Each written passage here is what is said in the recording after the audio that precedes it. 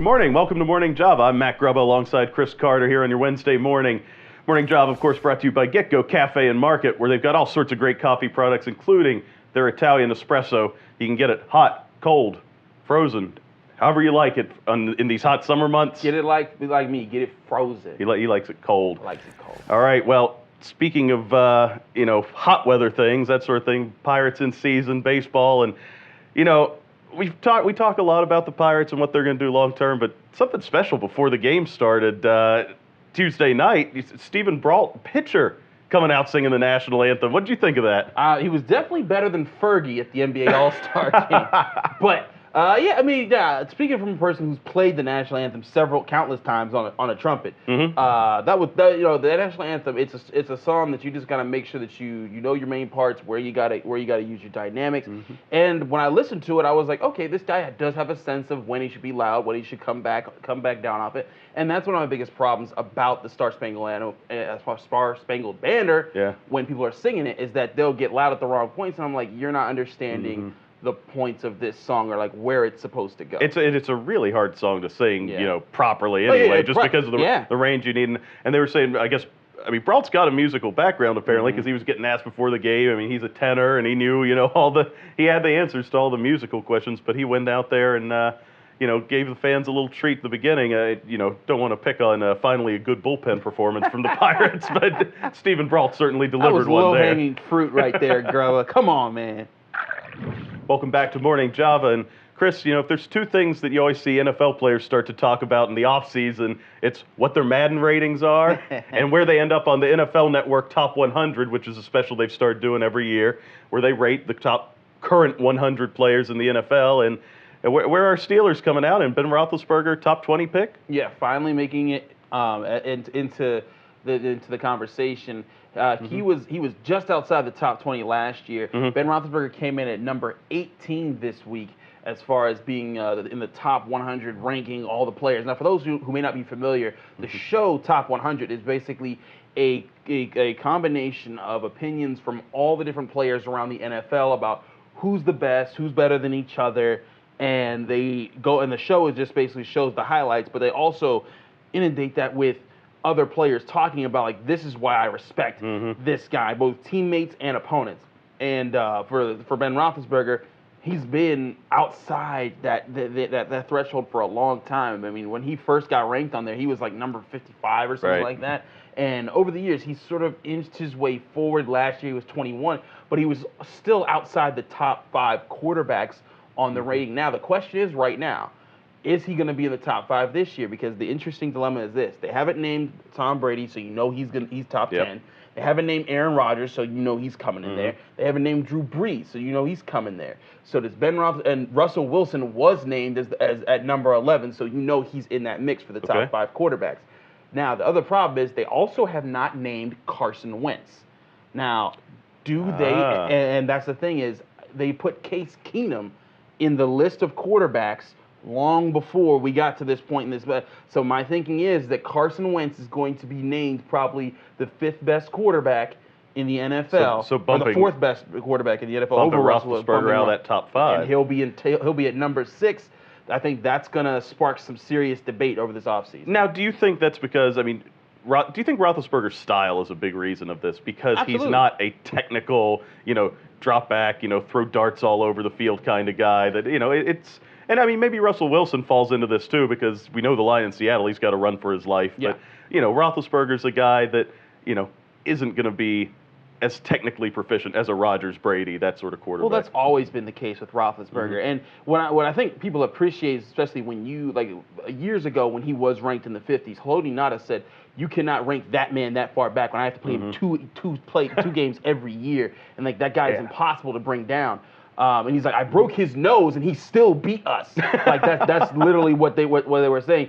But with Ben Roethlisberger, you look at his things and you see the lack of consistency. In the first 8 games of the year of this past season, he was struggling. He was okay, decent at times, but not consistent. In the last 8 games, you saw him really step into that. This is the elite quarterback mode. And historically, too, you have the home road splits with him, which are always a big thing, too. Horrible. So, there are holes you can punch in it, but the guy can win. Yes, he can.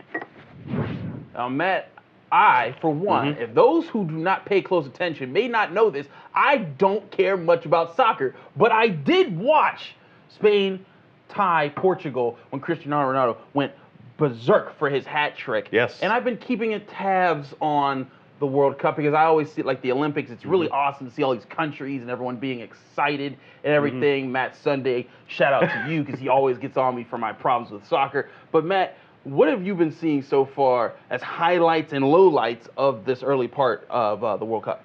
Well, the thing that I think, and this is coming off a day where we saw Japan upset Colombia, we saw Senegal upset Portland, or Poland. Yeah, Sorry. one of those. The Portland Timbers are playing in the World Cup. It'll do that. No, but to see those countries, I think we're seeing a lot more parity in the World Cup. I mean, we're seeing teams, Iran, granted they were playing Morocco early on, but they pick up only the second win in their country's history.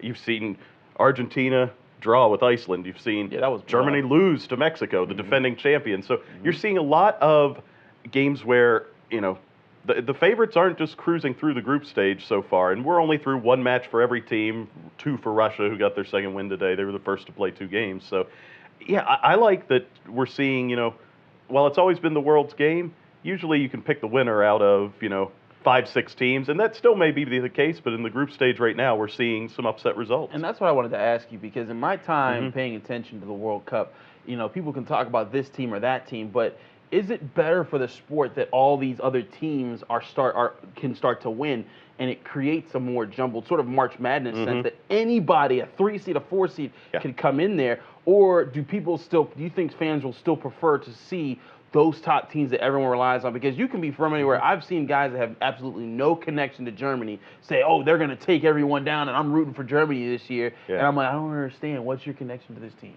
No. I think it really is good to see more teams have a chance to win it because when you look at the history of the event, Brazil's won 5 times, right. Germany's won 4. Yeah. We're only in the 21st edition of it, so it's not like there have been that many different champions.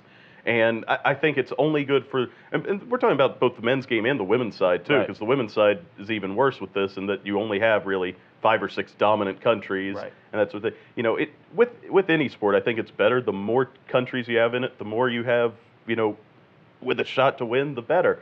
And for soccer, there've always been that top group, but now you're getting teams ranked in the 20s, 30s who, maybe they're not thinking they're winning, but they're thinking, we can get to the semifinals, we can pull this off. All right, welcome back, and we're talking a little bit of World Cup, so I want to kind of broaden the conversation a little bit. But one of the things that people who are not soccer fans, people who maybe don't particularly like the sport, always complain about is diving and guys rolling around on the ground. And look, I'll be the first to admit there is way too much of that in soccer for my taste. Really?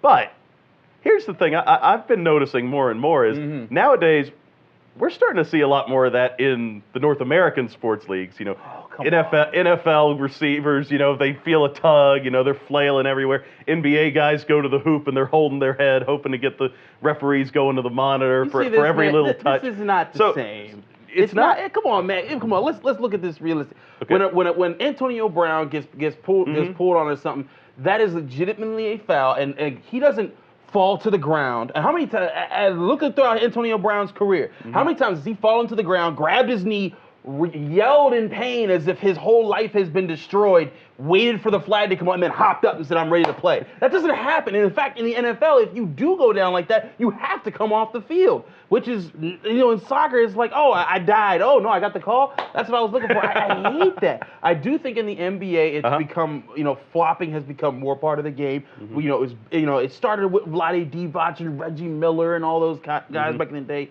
But now you even see LeBron James, being able to draw the fouls. But again, I think that there's still a big level of difference when it comes to those guys, because they'll look to draw the foul, but it's a shorter moment. It's not like they're trying to stop the entire game and say, like, this man just tried to take my life. And whereas in football, it's like people literally could die. Like the Vontaze Burfict headshot on Antonio Brown a few years ago, when Vontaze Burfict said, oh, he's faking. No, he literally gave him a concussion. Well, yes, certainly things like that are not things to joke about. And when we're talking about serious injuries, but I just see, like, especially, basketball's the one, and I'm a big hoops guy too. Like, but more and more, it's becoming a bigger part of the game. You see guys come off the screen, they're coming, shoulder shoulder to hip off the screen real good, and as soon as they feel that hand check coming from the defender hedging, that neck snap. Yep. You know, they're trying to get the referee to blow that quick whistle. And see, in soccer, you can at least play an advantage, that sort of thing. You know, basketball,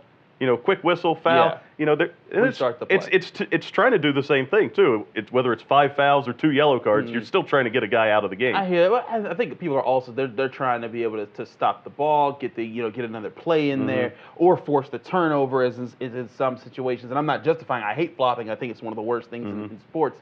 And so I could see a stronger parallel to basketball, but in the NFL, you know, once every 5 years you may see a guy flop that badly, but it just doesn't happen enough. And I think it's good. I think usually in football it's more post-play stuff when you see a guy take a little shove after the whistle and he'll really take a dive. Stumble a little bit, like, oh man, I lost my balance more, and then trying to get those 15 yards. Right, I think that's where it comes in the most. But other than that, it's like it's not nearly as accentuated, and maybe it's just because they're just not as good as actors. But hey, yeah, I mean, and let's just remember, one man's flop is another man's gamesmanship. That's a great way to end it. Thanks for watching Morning Java.